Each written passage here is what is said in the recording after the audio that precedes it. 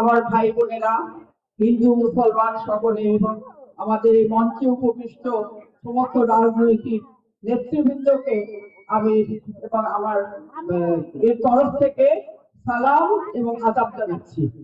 আপনারা সব ভালো আছেন তো? ভালো আছেন? ইনশাল্লাহ ভালো থাকবেন, আরো ভালো থাকবেন ইনশাল্লাহ।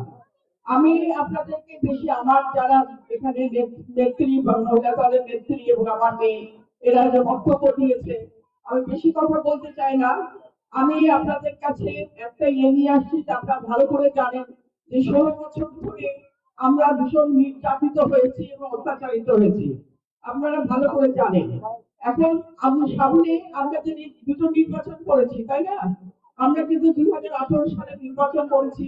সেই নির্বাচনে কিন্তু আমরা ঠিকমতো ভোট দিতে পারিনি, আমাদের ভোট কিন্তু আগের